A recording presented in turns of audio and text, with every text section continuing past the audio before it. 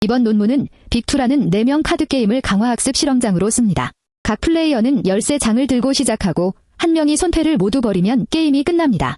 겉보기에는 단순한 카드 털기 게임 같지만 실제로는 다른 3명의 손패가 숨겨져 있고 매턴 가능한 행동 개수가 손패에 따라 계속 바뀝니다. 논문은 이 환경에서 PPO, 몬테카를로 Q근사, 사르사, Q러닝을 같은 입력 표현과 같은 학습 예산으로 비교합니다. 결론부터 말하면 이 제한된 예산 안에서는 PPO가 가장 안정적으로 강했습니다. 논문 제목은 Self Play Reinforcement Learning Under Imperfect Information in Big 2입니다. AR 포어틴 번호는 2605.28863이고 영상은 2026년 5월 21일에 올라온 버전이 논문을 기준으로 합니다.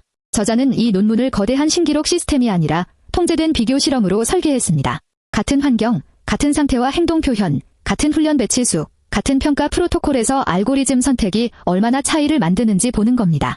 그래서 이 논문은 빅2를 완전히 해결했다는 이야기보다는 다인 불완전 정보 카드게임에서 어떤 강화학습 조건이 먼저 효과를 보이는지 보여주는 기준선에 가깝습니다. 빅2는 표준 52장 덱을 씁니다. 숫자는 3이 가장 낮고 2가 가장 높습니다. 다이아몬드 3을 가진 플레이어가 먼저 시작하고 이후 시계 방향으로 진행합니다. 현재 바닥에 놓인 트릭을 더 높은 조합으로 이기거나 패스해야 합니다. 가능한 조합은 싱글, 페어, 트리플, 그리고 5장 조합입니다. 5장은 스트레이트, 플러시, 풀하우스, 포카드, 스트레이트 플러시 순서로 강해집니다.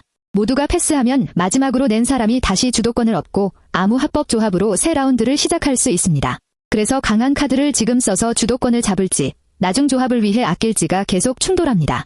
시뮬레이터는 실제 플레이어가 아는 정보만 관측으로 줍니다. 내 손패, 현재 트릭, 이미 나온 카드, 각 상대의 남은 카드 수, 그리고 연속 패스 수는 볼 수 있습니다. 하지만 상대 손패와 앞으로 나올 카드는 보이지 않습니다. 이게 포커처럼 배팅을 추론하는 문제는 아니지만 누가 어떤 조합을 숨기고 있는지는 여전히 행동 기록으로만 추측해야 합니다. 논문은 이 관측을 고정 길이 벡터로 만들고 동시에 현재 상태에서 합법인 후보 행동 집합을 따로 열거합니다. 불법 행동을 네트워크가 찍고 마스크로 지우는 방식보다 비교가 깔끔해집니다. 빅2의 까다로운 점은 행동이 손패의 부분 집합이라는 겁니다. 같은 페어라도 어떤 숫자와 문양인지에 따라 의미가 다르고 현재 트릭이 무엇인지에 따라 낼 수 있는 조합도 달라집니다. 논문은 랜덤 합법 플레이로 만 게임을 샘플링해 75만 2677개 의사결정 지점을 봤습니다. 방문된 상태에서 합법 행동수의 99%일은 19개였고 가장 큰 의사결정은 132개 후보를 가졌습니다. 특히 주도권이 있을 때 평균 합법 행동수는 8.1, 95%일은 20개였습니다. 작은 카드게임이어도 고정 액션 헤드 하나로 다루기엔 구조가 꽤 복잡합니다. 네트워크는 상태 인코더와 행동 인코더를 분리합니다. 내 손패는 카드 아이디 임베딩 뒤 셀프 어텐션을 거쳐 요약되고 현재 트릭과 나온 카드, 상대별 남은 카드 수와 패스 카운트가 합쳐져 상태 임베딩이 됩니다. 각 합법 행동 후보는 80차원 특징 벡터로 표현됩니다. 어떤 카드가 포함됐는지, 패스인지, 조합 종류와 랭크가 무엇인지 같은 정보입니다. 그 다음 상태 임베딩과 행동 임베딩의 정곱으로 후보마다 하나의 점수를 냅니다. PPO에서는 이 점수가 로짓이 되고 Q네트워크에서는 Q값이 됩니다. 중요한 건 네트워크가 현재 합법인 후보만 직접 비교한다는 점입니다. 정책경사 쪽 대표로는 PPO를 사용합니다. PPO는 상태 행동 점수를 로짓으로 바꿔 확률 분포를 만들고 별도 가치 헤드로 현재 관측의 가치를 예측합니다. 값 기반 쪽은 3가지입니다. 몬테카를로 Q근사는 전체 할인 리턴을 목표로 쓰고 사르사는 실제 다음 행동을 포함한 온폴리시 원스텝 타깃을 씁니다. Q러닝은 다음 상태의 최대 Q값을 쓰는 오프 폴리시 타깃입니다. 세값 기반 에이전트는 학습 중 엡실론 그리디로 합법 행동을 고르고 평가 때는 탐욕적으로 행동합니다. 이렇게 같은 스코어러 위에서 정책경사와 값근사를 비교합니다. 보상은 빅2 점수에서 옵니다. 승자는 나머지 플레이어 손에 남은 카드 수의 한 만큼 양의 점수를 받고 패자는 자기 손에 남은 카드 수만큼 음의 점수를 받습니다. 중간 보상은 없고 게임이 끝날 때만 터미널 보상이 들어옵니다. 그래서 어떤 카드를 냈을 때 몇 수 뒤 조합이 깨졌는지 아니면 주도권을 얻어 승리했는지 연결하기가 쉽지 않습니다. 값 기반 알고리즘에서는 이 보상을 13으로 나누어 점곱 스코어러가 다루기 쉬운 범위로 압축했습니다. 그래도 희소하고 지연된 보상이라는 성격은 그대로 남습니다. 실험은 제한된 컴퓨트 설정입니다. 각 에이전트는 5000 배치를 학습하고 한 배치에는 64 에피소드가 들어갑니다. 논문은 모든 알고리즘의 이 5000 배치 학습이 싱글 6코어 인텔 i7 노트북에서 7시간에서 13시간 사이에 끝났다고 적습니다. PPO는 업데이트마다 4번의 에폭을 쓰고 클립 엡실론은 0.2, 학습률은 3 곱하기 10의 마이너스 5승, 감마는 0.99, GAE 람다는 0.95입니다. 이 설정은 대규모 리그 학습이 아니라 연구자가 재현 가능한 크기에서 알고리즘과 커리큘럼 차이를 보려는 설계입니다. 평가 때는 에이전트 한 자리를 무작위 좌석에 앉히고 나머지 세 자리를 같은 종류의 상대가 채웁니다. 상대는 세 단계입니다. 랜덤은 합법 행동을 균등하게 고릅니다. 그리디는 패스를 제외하고 가장 약한 합법 B패스 조합을 냅니다. 당장 카드를 털려는 매우 단순한 규칙입니다. 스마트는 조금 더 손패를 의식합니다. 즉시 승리, 많이 버리기, 낮은 외로운 싱글을 남기는지, 초반에 이를 아끼는지 같은 특징으로 행동을 점수화합니다. 각 조건은 1000게임으로 평가하고 승률과 평균 게임 점수를 함께 봅니다. 4명 게임이므로 승률 25%를 넘고 평균 점수가 양수면 그 상대 플레이는 성공한 것으로 해석합니다. 첫 번째 표에서 PPO는 랜덤 상대 85.4%, 그리디 상대 58.2%, 스마트 상대 37.1% 승률을 기록했습니다.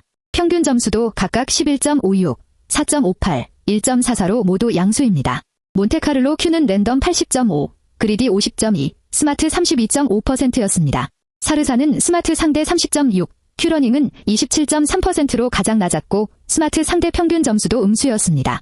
논문은 빅2의 큰 다인 숨은 정보 상태 공간에서 값 추정이 같은 예산안에 안정화되기 어렵고 PPO의 클립 정책 경사가 더 조밀한 학습 신호를 제공했을 가능성을 제시합니다. 흥미로운 두 번째 결과는 엔트로피입니다. 기본 PPO는 엔트로피 정규화가 없어서 훈련 후 평균 정책 엔트로피가 계속 떨어졌고 첫 트릭 같은 애매한 결정에서도 최상위 행동을 90% 넘는 확률로 고르는 경우가 관찰됐습니다. 불완전 정보 게임에서는 이런 과도한 결정성이 약점이 될 수 있습니다. 상대 손패를 모르는데 항상 같은 선택을 하면 예측 가능해지고 아직 확실하지 않은 국면에서 한 행동에 지나치게 고정됩니다. 논문 표의에서는 엔트로피 개수 베타 0.05가 가장 좋았습니다.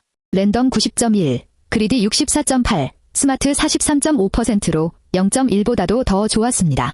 적당한 무작위성이 성능을 올린 셈입니다. 세 번째 표는 상대 커리큘럼을 비교합니다. 베타 0.05 PPO 기준으로 현재 정책 셀프 플레이는 스마트 상대 43.5%였고 체크포인트 셀프 플레이는 40.6, 스마트 전용 학습은 37.8%였습니다. 몬테카를로 Q에서도 현재 정책 셀프 플레이가 스마트 상대 32.5%로 체크포인트와 스마트 전용보다 높았습니다. 논문의 해석은 명확합니다. 현재 정책이 네 자리를 모두 맡으면 초반에는 약한 상대를 만나고 정책이 강해질수록 상대도 함께 강해집니다. 즉 학습자 주변의 난이도가 자동으로 따라 올라가는 이동식 커리큘럼이 됩니다.